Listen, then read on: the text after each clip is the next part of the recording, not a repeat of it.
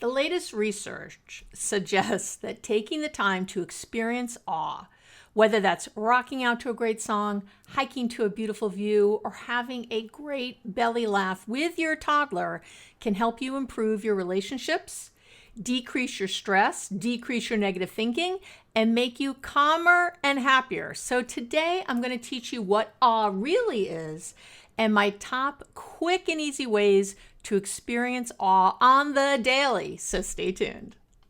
You're here. We are back. Welcome back to the podcast. You know who I am, Dr. Abby Medcalf.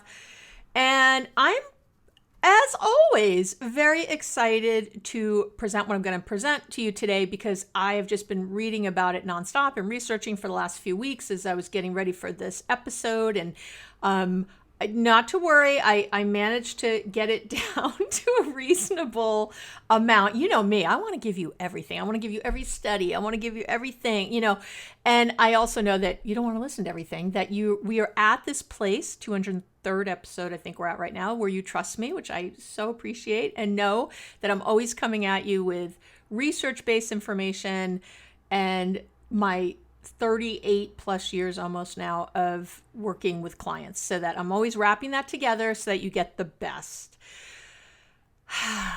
But it's always good to be here with you. So I've got a lot to cover. And so, get yourself ready. If you don't already know, if you go to the website, abbymedcalf.com, I don't know, most of you are listening to this on Apple or on Spotify, but you're listening other places too. If you go to abbymedcalf.com, and there's always, if you click on podcast, there's a little show notes page there. We call it show notes, where you can find links and things, and you can, listen to the podcast there actually, if you ever wanted to, or download it from there if you're ever looking for an episode and want to do a search. But you can also go over to where it says relationship tips and tools. And I post like a whole blog. I write out a whole thing so that, to me, it's your notes. These are things you don't have to necessarily take notes. You can go to that later. You can copy and paste it. You can do whatever you want to have the information. So I always want you to know that's there for you. Okay, I'm not sure everybody got that, but all right. And I want to do a little caveat before I jump in too quickly is that, so the research around awe, it's only about 20 years old. I think it's like 19 years old. So there's still a lot we don't know. But having said that, there is a solid amount of very reputable research, because you know how I roll, that's been done. So, but I'm not going to sit here and list all the studies and study this and study that. I'm actually going to take that out today. And instead, I'm going to link, again, on the show notes page or on the relationship tips and tools page. I'm going to link, there was a white paper that was done published in 2018 for the John Templeton Foundation by the Greater Good Science Center of Berkeley. I love them. If you don't support them, please do. They're incredible. What great research, all free. They're amazing. So if you're interested in learning more, a white paper is basically where a lot of information is taken and kind of put together in a way that's easy to read with all the research noted, all the different articles, all the different studies. So that's all in one place. So instead of sending you to 50 places, you can just go read there. If you don't believe something I'm saying, or if you want, which I hope you do, you believe me by now, or if you just want to learn more, go read it. So I will link to it in both places. It's wonderful. And again, all the research is there. And then there was a really good book I read about awe that I'll link to also, that I really like. So again, if you want to go deep. But let's get to it. So let's talk about what awe is. And as I was thinking about this, I thought, well, when are the times I've experienced awe and how do I want to explain it? So I'm going to give you the scientific definitions and then sort of regular ways of talking about it. So the bigger ways when I think about awe, I remember like the year 2000, when, remember Y2K? Is everybody old enough for that? Y2K, everything was going to go to hell, whatever. But I had just gotten engaged then. So this is, 2000. And I went with my future in-laws, and future husband to the Grand Canyon. And we were at the Grand Canyon over New Year's Eve that year with my sisters-in-law and all kinds of people. It was really amazing. And I remember literally, I think it was at midnight that New Year's Eve, it started to snow at the Grand Canyon. It was like kind of epic. Talk about awe. You're outside in the dark. Just, it's beautiful. The world did not crash, as we know. I was thinking then of another time I went in when I lived in Israel in the late 80s. I went to Bethlehem on a Christmas Eve with a bunch of friends. And, we were wandering through the town of Bethlehem at night. It was I think we got there at like 9, and there were all these services going on, all outside, inside too, I'm sure places, but outside. There was just like hundreds of clergy people, different kinds of clergy people, all doing little like services, I guess. And there lots of different languages. Oh my gosh, everywhere you walk, there was a different language. And everywhere we stopped, they were offering us candles, and we kept accepting them. But I was thinking, oh, is this like a souvenir? But they were just little white plain candles. They didn't have anything special on them. I'm like, But then at about 11:30 or quarter to midnight, they started to light the candles all over Bethlehem. And there must have been thousands of them. I mean, there were so many people there. And they started lighting those candles. And as I was looking out over this town, here I am, Bethlehem, New Year's Eve, Christmas Eve, sorry, not New Year's Eve. Thousands of people milling around, all these different languages being spoken, and all people kind of united holding these candles. And everyone was at midnight, it got very quiet, and everyone was holding them up and praying silently. And it was amazing. And I'm looking around, I look up and everyone's sort of crying and having, I'm sure, like some religious experiences. And here I am, a nice Jewish girl, right? This is not love Jesus, but, not my main guy. And I was crying. I was, goosebumps are everywhere. It's incredible. And I will say, living in Israel, had many moments like this, because everywhere you go is like the holiest place in the world, or the holiest place for 10 different religions, or the Dead Sea, the lowest place on earth, whatever. Like everywhere you went, there was another thing that was epic, and they were everywhere and all the time. It was just incredible. And I remember, Memorial Day there, they used to back then, they would sound a siren at, I don't remember what time. It was a special time. It was in the afternoon sometime. And they would sound the siren, and no matter where you were in the country, you would stop. And when the siren went on their Memorial Day, and people got out of cars, they stopped their cars, they got out. People, like if a waitress was serving you, she would just stop and put the food down or whatever. And people would all just sort of bow their heads and pray for a moment and give acknowledgement, remembrance to people who had died.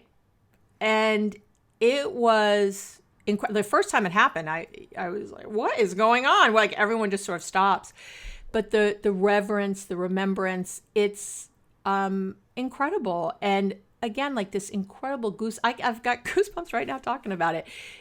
There were many times like this, and there was so much, but I also, I walked on hot coals, and, hey, that's a big epic moment, right? There's a moment of awe.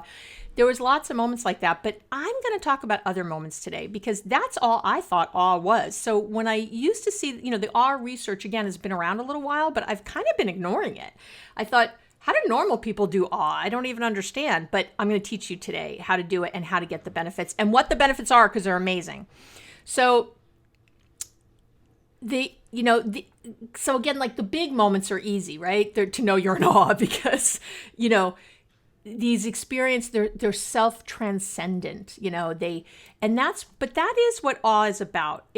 Awe, anything that's an awe experience, help us, shift our attention away from ourselves. They make us feel like we're part of something greater or something bigger. So again, even though I was, Jewish, I felt connected in a big way on that day in Bethlehem. And even though I wasn't, an Israeli citizen, I felt connected to the dead and the living, all in the country all that day on Memorial Day. It's that deeper connection that we have to things. But again, it's not just felt in the big things. Every time I go to a great concert, I have felt awe. Broadway shows, a live sporting event. I felt awe many times in the presence of my kids. I remember the first time McCartney was able to write her whole name. Can you imagine? You got a brother named Max. That's the easiest name to write. Uh, and that's his full name, just Max. And McCartney, right? One of the longer names to write. And I remember her being so excited when she wrote it out. We had one of those it was kind of like an erase board, like an Etch-a-Sketch, but it had like a little pen and you could shake it and erase out I guess there's it works on a magnet kind of thing.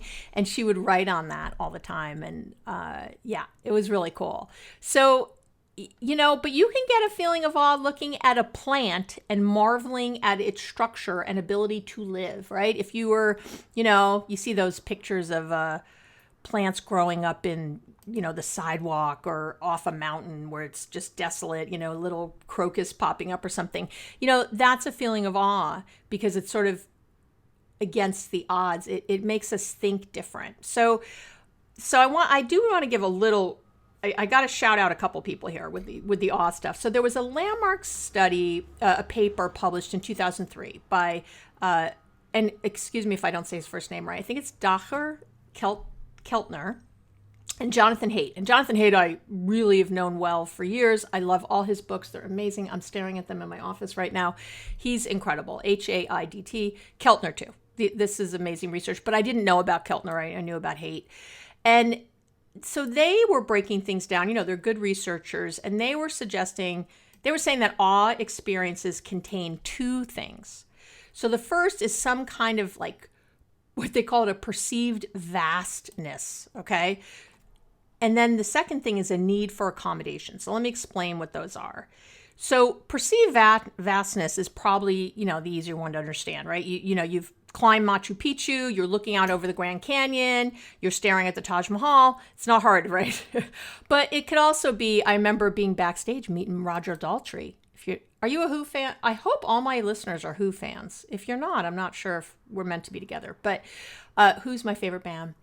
And meeting Roger Daltrey is really one of the high points of my life, I think. And just being in his presence. I've met quite a few famous people over the years, but and have a few in my practice. But it's very different in your practice. You don't see the people that way. But I don't know if I could have Roger Daltrey in my practice. Not that he's asked.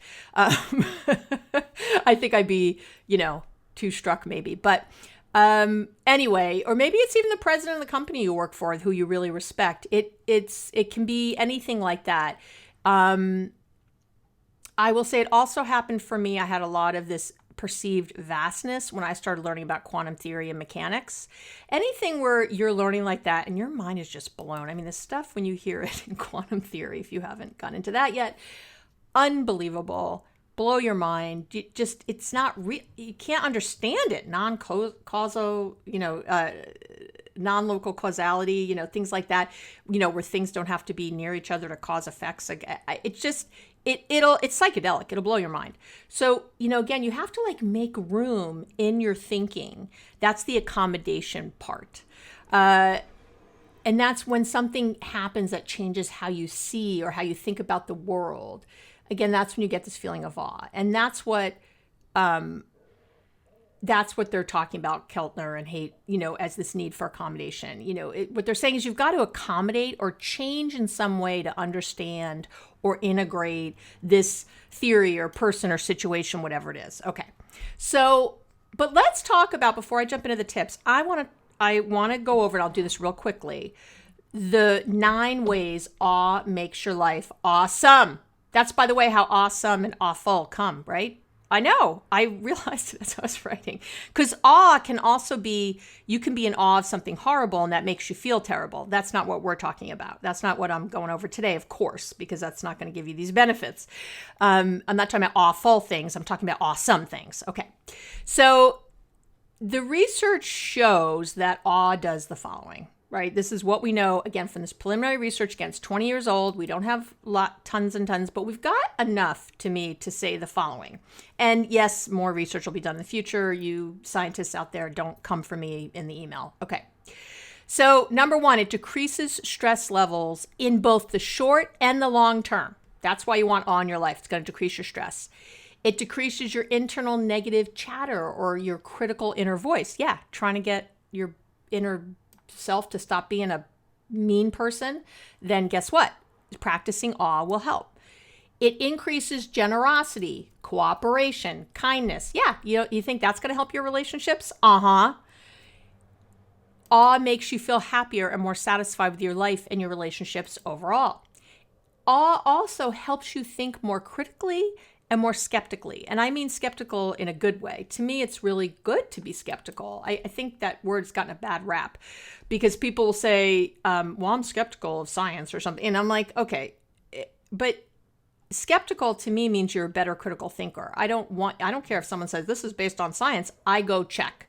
I can't tell you how many things I've been told over the years. And that's why I started getting so into research, because I'd be practicing something and then find out that it was wrong, or not just like it wasn't working because it wasn't going to work because someone just sort of made it up. So being a little skeptical always helps me when I'm seeing something. It's like, oh, like I'd seen all this research. And I was like, that just seems whatever. And then I finally started to read about it and read more and more and more and look at the studies. And I got more and more excited about it. So but coming in with that little bit of skepticism or even a lot really helps critical thinking, helps you work through things. It helps broaden your world when you think that, if you're not a critical thinker and someone just says to you, oh, the pandemic is all made up.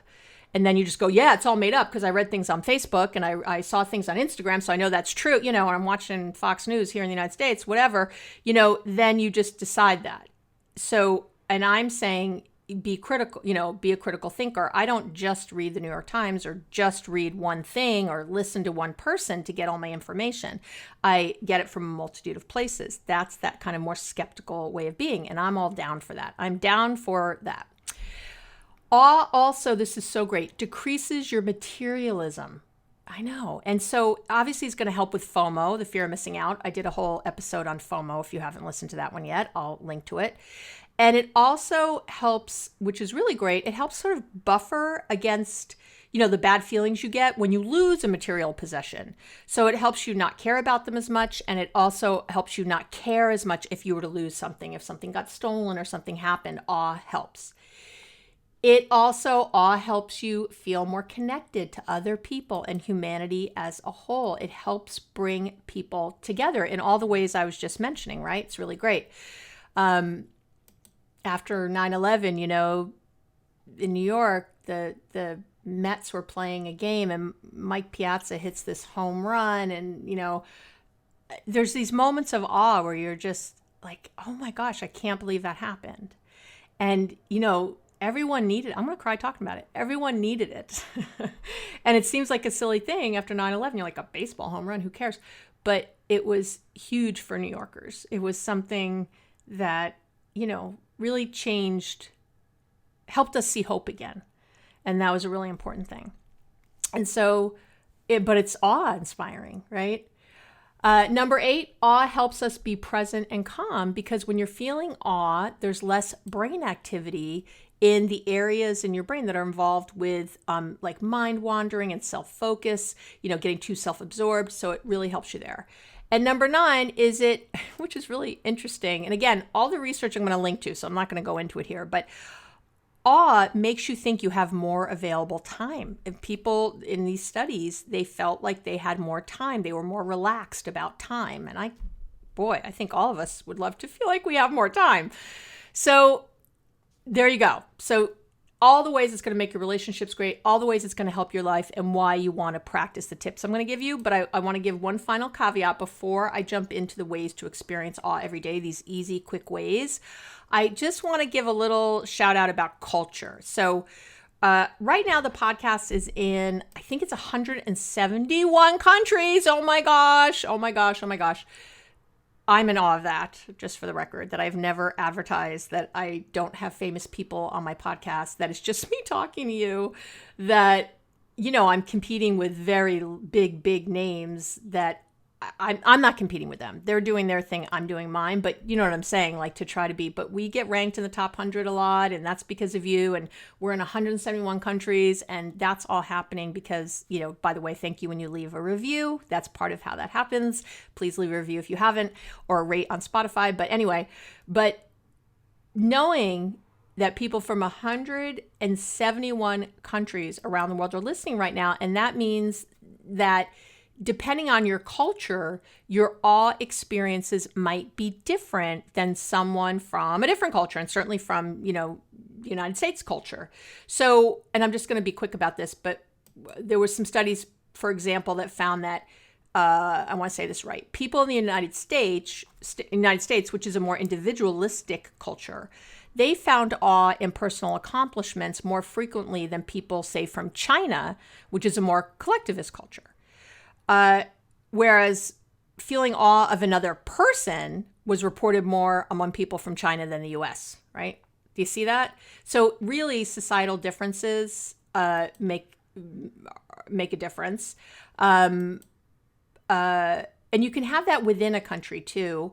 You know, social classes, for example, right? People from quote unquote lower social classes, and this is so great, they experience awe more frequently than people from higher social classes. There's lots of things we can posit about that, or why, or maybe, you know, people get jaded in the higher social classes. I don't know. But, you know, or just there's more of an appreciation when you don't have things, and when you get them, you know, you're more appreciative. But so that, you know, that's true, right? And there was another study comparing awe experiences among people from the US, Malaysia, Iran, and Poland. And they found that people from the US had the highest dispositional awe. That dispositional awe basically, it reflects individual differences in the tendency to experience awe, right? So people from the US had more awe, let's say, whereas people from Iran had the lowest. So, you know, again, it's really going to change culture to culture, socioeconomic class, all kinds of things. So I do want to say that. And having said that, I want to give you, I try to really pull things from all the research that I felt would have the most appeal cross-culturally. So here we go. So these are the 13 quick and easy ways to experience awe on the daily. I'm going to give you 13 of them. Maybe more as I go. I might change my mind. Who knows what I'll come up with. So number one is, and this is again from the research, it's not just me. I want to be very, very clear. You got to slow down and you got to be mindful. I know. I talk about it every freaking podcast, but are y'all doing it? No. So do I have to keep yelling at you? Yes. I say with love. You know, I don't really yell. But come on, I don't know how to get this through more. If you have not downloaded my mindfulness starter kit by now, I'm not sure what to say to you. I don't know what to say. But I also, you know, it's just going to help you. And I will also say that, you know, whenever you download something from like my web, like that I'm talking about, like the mindfulness starter kit or something, it does put you on my weekly love letter list, which I hope you'd want to get. My love letter is awesome. I'm really proud of it. I send out a love letter every week to everybody on my email list.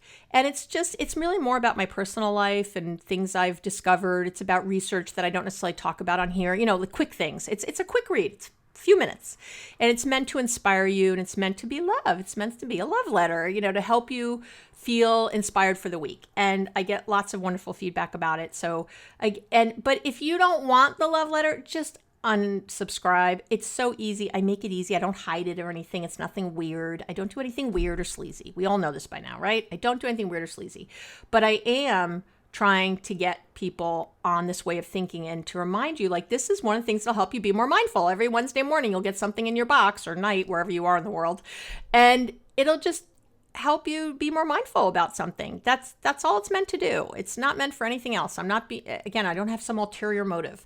I occasionally give breaks on things I sell. You know, I'll give you a coupon or something for something I'm selling. I do that. But other than that, it's really once a week, just me trying to give you some love. So there you go. So slow down and be mindful. Slow down. Slow down. I had a client the other day who said, hold on, I'm going to read it from a little piece of paper because I wrote it down. Slowly is the fastest way to get to where you want to be. Oh. Isn't that good? My clients are brilliant. Slowly is the fastest way to get to where you want to be. So slow down and be mindful. That's experience awe. That's how you'll do it. 2, rock it out to a great song.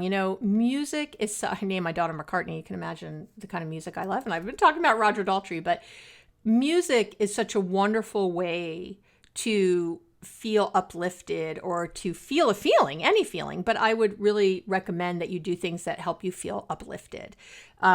It's a great thing. So really get in your car and sing or just listen to something. One song a morning, put the radio on as you're getting breakfast ready. Try to be thoughtful about that kind of thing because that helps you have a feeling of awe. When you notice it, when you get that kind of, that yummy feeling that you can get from a great song. Number 3 is savoring or lingering on awe. When it does happen, will help program your brain to look for awe in more places. So I really want you, I call it savoring, right? When we're like you rolling. So something, you're in a moment and you realize, I don't know, you're just on a walk and you look up and just, you have this moment of being connected and how beautiful it is or how beautiful the view is or whatever it is. And you just have that moment. Take it and don't keep walking. Like have a moment. Just have a moment. The brain likes it when we repeat things. So it will help remind you to look for awe. It's a way to literally hardwire your brain for awe. So savor it, sit on it, linger, hang out, and it'll really help when you do see it. My 4th is and this one's really easy. Watch a video of those like top 10 lists, great athletic feats, I love those damn things. MLB puts them out all the time. They'll have the top 10, offensive or greatest catches this week, the top 10 pitching, whatever. Highlight reels are my favorite thing to watch about my Mets. My Mets won. I don't know when you're listening to this, but they just won. Let's hope they keep winning through August. You know what I'm saying? Like watching those, I could watch DeGrom. He's one of our star pitchers. I could watch him pitch all day. Like it's so amazing what he does. It's so exciting, and it's a feeling of awe, and it's wonderful, and it feels good. So I think the top 10 lists are awesome. Always awesome. Listening to a podcast that blows your mind. I love my Andrew Huberman. He's amazing. Come on, we all love him. If you haven't listened yet, I'll listen to something and I'm thinking, oh my God, he's blowing my mind about how he puts the research together and how to think about things. And again, that's awe. It's something I hadn't thought about before. It's something that's restructuring my brain in a way to think differently. It's something that I have to accommodate, right? I've got to make room for this other way of thinking. And I love that. I love that. So, anything like that. Right now, listening to this could be giving you awe, like something you hadn't thought about. I actually really try in every podcast to bring you information that in a way so you think differently about it, that you think different about things, that you think, oh, I don't actually have to hate every ex I've ever had. Oh, there's another way to do this. There's another way to feel in positive thinking. I can focus on momentum as opposed to something else. I'm always trying to bring you something that's a little different. That's awe.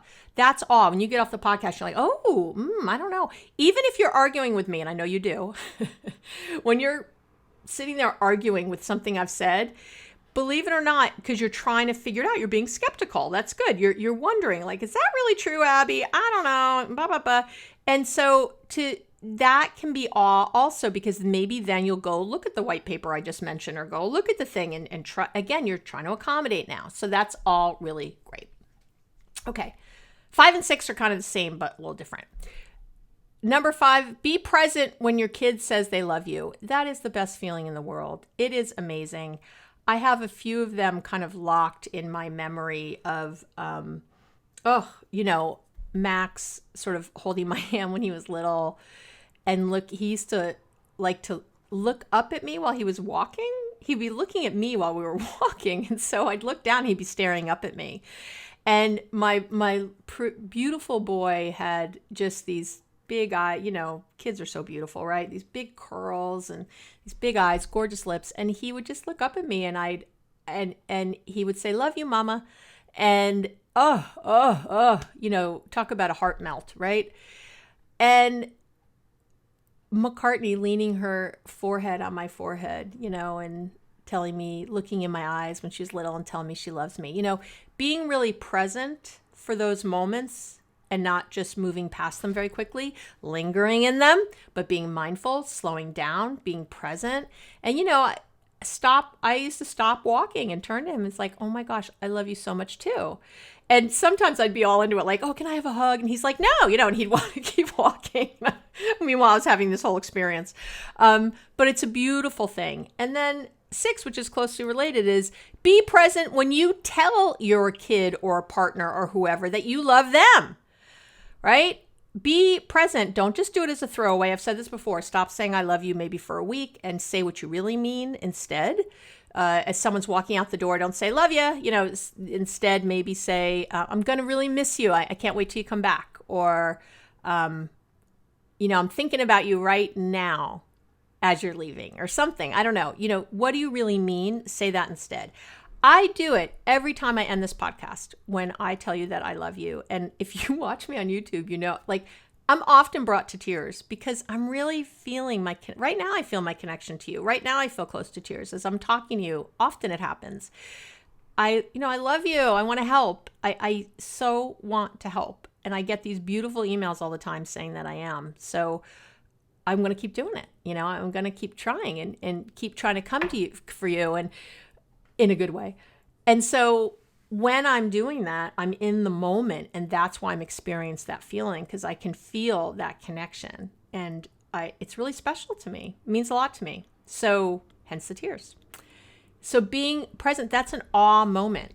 171, oh my God, these people listening. I got a email from Malaysia the other day. Just craziness. I don't even know how to describe it.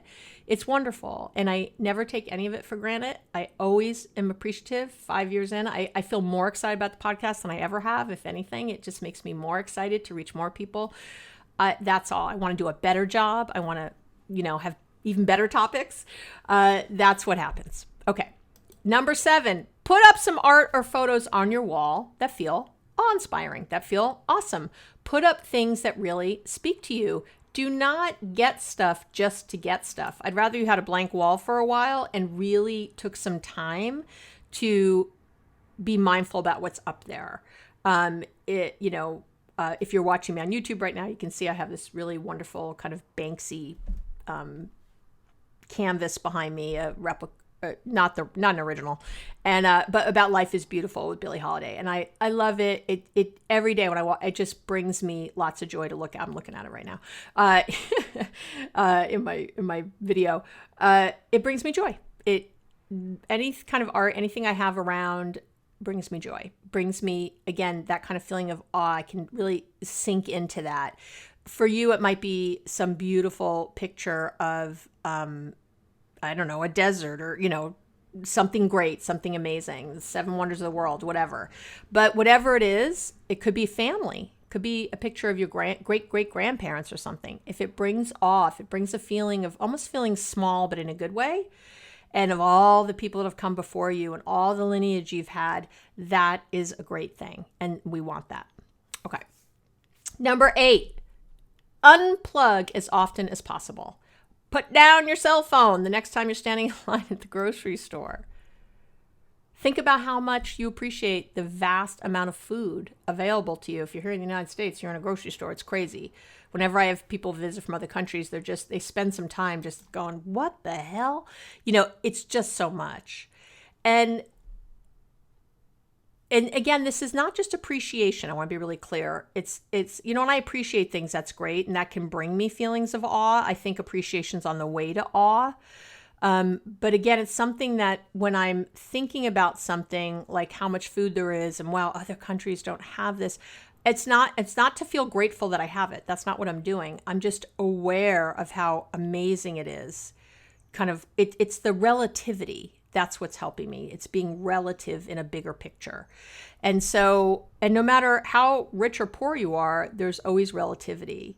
And again, people from lower socioeconomic groups feel more awe, we know from the research so far anyway, than people who have more money. So it can be found anywhere. And again, it just has to sort of restructure your thinking. Okay.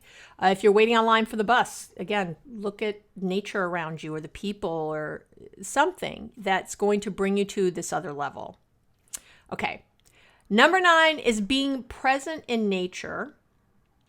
Now, I always fight a little with this because I just don't feel really relaxed in nature. It is not my favorite thing. So I do like looking at pictures sometimes and other things. They can really bring me somewhere. I did like going to the Grand Canyon that time, but I wasn't camping.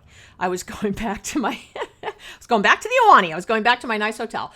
So it's really, but being very present in nature, there's tons of research on this and how walks in nature help on so many levels. It's crazy. But there was a great book on awe that I read by Jonah Paquette. I hope I say his last name right, psychologist. And he talked about awe walks. So where you'd go for a walk and intentionally, consciously, purposefully look for things to bring you awe on the walk. I love that. Love that. Love that. So if you're in nature, right, you'd be looking, maybe I'll climb up to that thing and look over the vista, or maybe I'll just notice all the incredible plants right here and I'll pick something up and really wonder at it. Or maybe the leaves are turning, where you live, they're changing color and you're just picking up a leaf and really marveling at it. Whatever that is. And that brings me to number 10. Like if you're in a city, you could do that kind of walk and you could look at architecture. You could look at just the vast number of people that are there and how we're all part of this huge, everyone has their own lives. Everyone is going off to do their own thing. And it's just amazing when you start to think about billions of people like that. It's again, awe-inspiring. It makes you feel kind of small in a good way because you're realizing that you're just a piece of something very large. And that's nice. That helps us with our generosity and with our feelings of calm. These are all really good things. Okay. And hopefully, again, you're getting the difference between awe and appreciation or gratitude. Appreciation and gratitude are great. But awe is that kind of next thing where it's so much that maybe you're appreciating or so much gratitude you have that you're looking at something in a new way, right?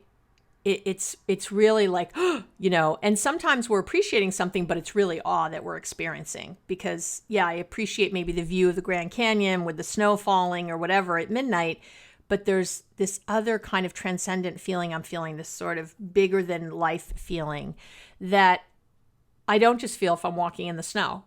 There was something about all those factors together. Okay. We're almost at the end. So number 11 is meditating, praying, or being in a spiritual connection of some kind. So depending on how you do it, when you meditate, for me, when I meditate, I'm not in awe often when I meditate, but actually it does happen sometimes where I've had this kind of almost out-of-body experience, and that definitely happens part of the time at this point. But I know that feeling of calm that meditating brings me helps me when I'm connecting, when I'm out in the world and can then notice my connections to other people or the world or, how I'm feeling, all those things. So to me, it's hard to feather out. We call these kind of conflating variables, like where things, you can't tell what it is exactly. That's the causal part. But for me, meditating is all that. And when I pray, I do pray. I ask my spirit guides and my, angels to come into maybe a meditation I'm doing or journaling that I'm doing. And I'll often have that. One of the ways and here's a bonus, how I do this, I've talked about this before, is I will ask the universe to show me something, like show me butterflies, show me owls, I'll ask for something, show me repeating numbers, I'll just ask for something. And I'll put it out a few times during the day. And sure enough, I keep kind of focusing on it. And sure enough, I'll start seeing it. A butterfly will fly in front of my vision, or, something will happen that, I'll pay for something and it's like $14.14 or something, I'll start to see it. And to me, that's my connection to the universe, something I think about or notice. And for me, it helps me feel very connected. And I start to realize that things are greater than myself, and it brings me comfort, it brings me calm. But those are definitely feelings of awe. Even though I've been doing it for years, decades, I still every time can't believe it's happening when it happens. It's so interesting. I'm still always kind of shocked when it happens. So those are feelings of awe, and those are great ways, some kind of, spiritual connection, prayer, meditation, whatever that is for you. If you're not meditating yet, again, I've got a free meditation starter kit, different than my mindfulness starter kit. I have a free meditation one, and I have my course, how to meditate for 15 minutes in just 15 days. So, and that you do, I think it's $11.11. It's nothing. I know, $11.11. Wasn't I cute? It's, nothing meant to be so expensive that you couldn't get it. And so these are great ways to, learn to meditate. If you haven't been able to do it yet, you can, and 15 minutes a day is all you need. And I really highly, highly, highly recommend that you do it. It will change your life. I'm telling you right now. And I'm not just talking about me that's changed my life. I'm talking about all the research. I'm talking about every client I've had who's done it. It has absolutely helped them think differently in the world. All right. And number 12, we're almost there, is thinking about an accomplishment you've had that maybe defied the odds or was especially difficult to achieve. That can be another really good way to experience awe just of yourself. That's why watching reels or, of great baseball moments or whatever also, because you're just watching something that seems very hard or difficult to achieve, and it just feels awe-inspiring. The last one, and these are in no particular order, right? But doing something like watching a thunderstorm. Now, you can't do that in the daily. You don't have a thunderstorm every day, but you know what I mean? Being aware of the weather or the sunshine on your face, or a thunderstorm if it's not scary, by the way, right? We're not going to awful, we're going to awesome. The sunshine on your face, like just being aware of nature in another way and how powerful it is and how incredible it is, what's going on. So, and again, if you start to think of climate change and get scared, don't go there. But the rest you can certainly do, right? So those are my 13 ways that you can be experiencing awe on the daily. And again, I really encourage you to get my free stuff or my paid stuff, anything that's going to help you on your journey to being mindful and meditating and really bringing all of what I teach you to a whole other level. As always, if you have something you would like, a topic you'd like to hear on the podcast that I haven't covered yet, please email me. Or if you have a question you'd like me to answer on the podcast, I don't answer, again, it's not ethical for me to send you back a personalized email with all the things you should be doing. That's not ethical. But what I do is take that and try to, if it works, to make it something that I think a lot of people have written in about and are asking about. So many of my topics, as you know, you've heard me, are in that vein. So please, feel free to write in and ask, and always search on the website first for topics, because, just put it in the search bar. If there's something in particular that you're looking for information about and you're not sure if I've done a podcast on it, I would appreciate if you went there first instead of asking me, because I get so many emails every week and it's really, it's very hard, So do your homework first. If you look on the website and you do a search for something, meditation, and you're going to find a ton if you do that. But let's say something else and you didn't find it, or what you find doesn't quite answer your question, then definitely email me and say, I listened to this, but here's what I need help with. It doesn't quite get me there. Because that I'm sure other people are also struggling with and will really help. So,